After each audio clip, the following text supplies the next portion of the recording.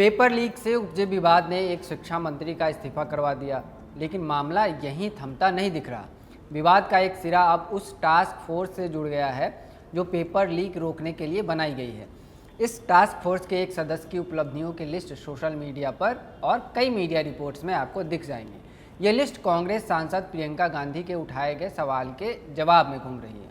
28 जुलाई को लोकसभा में प्रियंका ने इस टास्क फोर्स पर सवाल उठाते हुए कहा, राधाकृष्ण कमेटी भी सुधार के लिए ही बनाई गई थी। आज तक उस कमेटी की कोई भी सिफारिश लागू नहीं हुई और अब ये नई कमेटी में एक पूर्व आईबी चीफ हैं, एक आईटी कंपनी के मालिक हैं और एक गौमूत्र विशेषज्ञ भी हैं। इनको एजुकेशन के बारे में क्या पता है? प्रियंका गांधी ने अपने बयान में कमेटी के किसी मेंबर का नाम नहीं लिया, लेकिन उनके बारे में जो कहा उससे माना जा रहा है कि उन्होंने आईआईटी मद्रास के डायरेक्टर वी कामाकोटी को गौमूत्र विशेषज्ञ कहा। संसद में भाजपा नेता अनुराग ठाकुर ने प्रियंका के इस बयान पर पलटवार किया और इसके बाद कामाकोटी की उपलब्धियों की लिस्ट बाहर आई।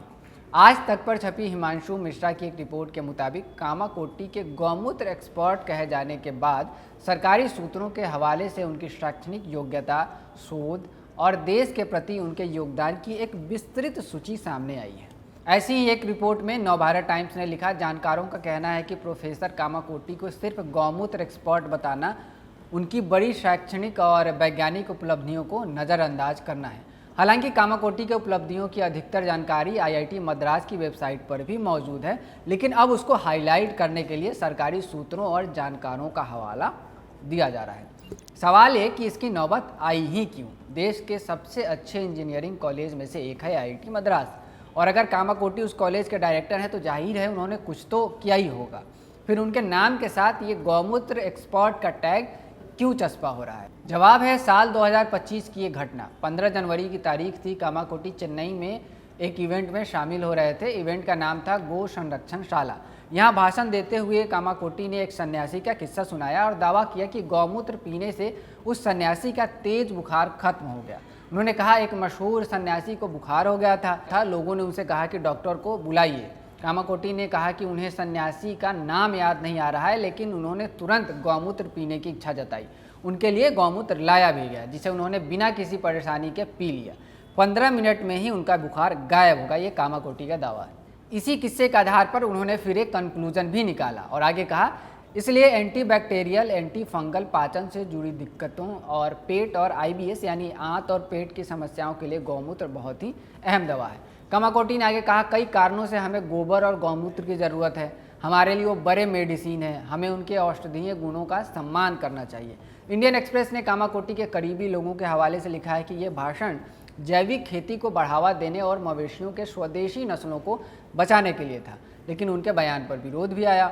वीडियो वायरल होते ही कांग्रेस सांसद पी चिदम्बरम ने एक्स पर लिखा, सूडो साइंस का प्रचार करना डायरेक्टर को शोभा नहीं देता। के अन्नामलाई तब तमिलनाडु भाजपा अध्यक्ष थे, अब उन्होंने पार्टी छोड़ दी है। उन्होंने भी तब कामाकोटी के बयान पर रिएक्ट किया था। उन्होंने कहा, हमारे चेन्नई आईआईटी के डायरेक्टर एक सम्मानित व्यक्ति हैं, एआई और क्वांटम कंप्यूटिंग के एक्सपर्ट हैं, लेकिन ये दुर्भाग्यपूर्ण है कि उन्होंने अपने धर्म का पालन करना चुना। उन्होंने अपने तरीके से अपने ईश्वर की प्रार्थना की। छात्र संघ का एक समूह इसका राजनीतिकरण कर रहा है। हर किसी को अपने धर्म का पालन करने का अधिकार है। मैं उनसे आग्रह करता हूं कि वो विरोध प्रदर्शन बंद करें और संस्थान की पवित्रता का सम्मान करें।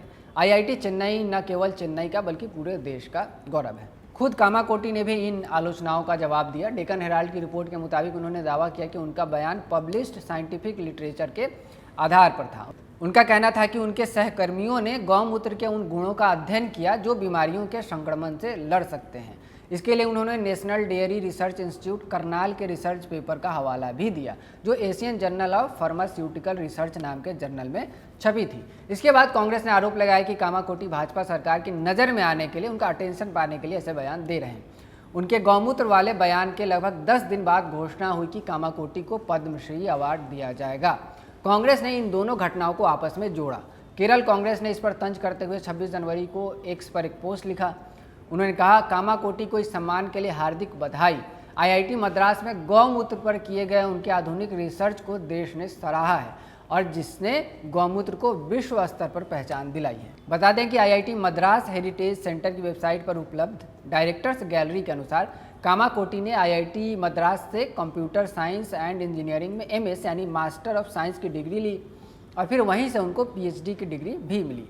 2001 में वो आईआईटी मद्रास के फैकल्टी बने और जनवरी 2022 में उसके डायरेक्टर। लंबी चौड़ी लिस्ट है, इसमें उनको 3 चीज़ों का एक्सपर्ट बताया गया है। पहला, कंप्यूटर आर्किटेक्टर, यानी किसी कंप्यूटर सिस्टम का कॉन्सेप्चुअल डिज़ाइन और ब्लूप्रिंट बनाना। दूसरा, इंफॉर्मेशन सिक्योरिटी, यानी सेंसिटिव जानकारियों की चोरी रोकना। तीसरा, वीएलएसआई डिज़ाइन, यानी very large scale integration design. इसमें एक छोटी सी सिलिकॉन चिप पर लाखों या अरबों ट्रांजिस्टर को जोड़कर इंटीग्रेटेड सर्किट, जिसको हम आईसी कहते हैं, वो बनाया जाता है। इसका इस्तेमाल प्रोसेसर और मेमोरी चिप बनाने में होता है। आईआईटी मद्रास के अनुसार इन 3 फील्ड के एक्सपर्ट होने के अलावा कामाकोटी की कुछ और उपलब्धियां भी हैं। आईआईटी मद्रास में वो 2 प्रोग्राम को हेड करते हैं जिनकी funding ministry of electronics and information technology से आती है। पहला है माइक्रो प्रोसेसर डेवलपमेंट प्रोग्राम और दूसरा है information security education and awareness program. इसके अलावा Kamakoti national security advisor board के भी मेंबर हैं। Kamakoti ministry of commerce and industry के आर्टिफिशियल इंटेलिजेंस टास्क फोर्स के चेयरमैन भी रह चुके हैं।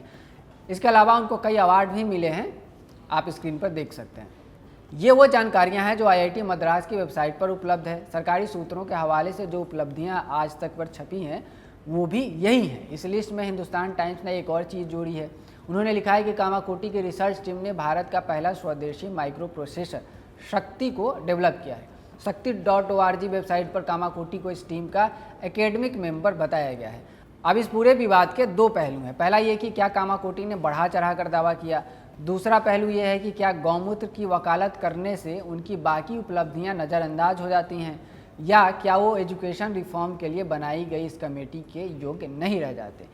इसको लेकर भाजपा नेता अनुराग ठाकुर ने संसद में एक बयान दिया। वो प्रियंका गांधी के बयान पर पलटवार कर रहे थे।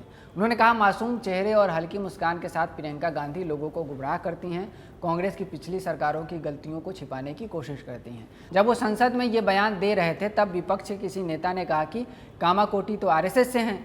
अनुराग ठाकुर ने तुरंत इस पर भी रिएक्ट किया। उन्होंने कहा, अगर वो आरएसएस से जुड़े भी हैं तो भी इसमें कुछ गलत नहीं है, आपको भी आरएसएस में शामिल होना चाहिए। इससे आपको कुछ वैल्यूज सीखने को मिलेंगे और आप देश के बारे में सोचना शुरू करेंगे। उन्होंने आगे कहा कि उन्हें लगता है कि प्रियंका गांधी लोकसभा में विपक्ष के नेता और उनके भाई राहुल गांधी से बेहतर साबित होंगी। लेकिन आज उन्होंने आईआईटी मद्रास के डायरेक्टर के बारे में जो टिप्पणी की उसके बाद उन्हें यानी अनुराग ठाकुर को लगता है कि भाई बहन दोनों एक जैसे हैं, वो एक ही राह पर चल रहे हैं और शायद वो कुछ ऐसा सेवन कर रहे हैं जो दिमाग के सही कामकाज को प्रभावित करता है। शायद उन्हें गौमूत्र का सेवन करना चाहिए। ये अनुराग ठाकुर का बयान है। अब सवाल ये कि कामाकोटी को जो जिम्मेदारी दी गई है यानी पेपर लीक रोकने की जिम्मेदारी, उसके लिए उनकी क्या प्लानिंग है। कामाकोटी ने कहा है कि एग्जाम्स कंडक्ट कराने में सबसे बड़ी चुनौती ईमानदारी और भरोसे की आती है। पिछले 4 दशक में प्रतियोगी परीक्षाओं में भाग लेने वाले छात्रों की संख्या बहुत ज़्यादा बढ़ी है। इसके कारण इसको टेक्नोलॉजी से जोड़ना अहम हो जाता है। उन्होंने न्यूज एजेंसी पीटीआई से कहा, किसी भी एग्जाम सिस्टम में 2 ग्रुप भरोसेमंद होने चाहिए। पहला वो जो क्वेश्चन सेट करने वाले हैं, दूसरा जो एग्जाम सेंटर्स पर इन्विजिलेटर्स होते हैं। कामाकोटी ने कहा कि उनके विचार से सबसे बड़ी चुनौती यही है कि क्वेश्चन सेट करने वालों के बीच भरोसा कैसे बनाया जाए। उन्होंने आगे कहा, हमें ऐसे टीचर्स की ज़रूरत है जिन पर हम भरोसा कर सकें, जो क्वेश्चन पेपर बनाएं और उसकी गोपनीयता पूरी तरह से बनाए रखें, ईमानदारी से अपनी जिम्मेदारी निभाएं और क्वेश्चन पेपर का खुलासा ना करें। इस वीडियो में इतना ही। इस मामले पर जो भी अपडेट्स आएंगे वो भी हम आपको बताते रहेंगे। आप खबर गांव को सब्सक्राइब कर लीजिए। मेरा नाम है रवि सुमन। इस वीडियो को कैमरे पर रिकॉर्ड किया है हमारे साथी आनंद ने।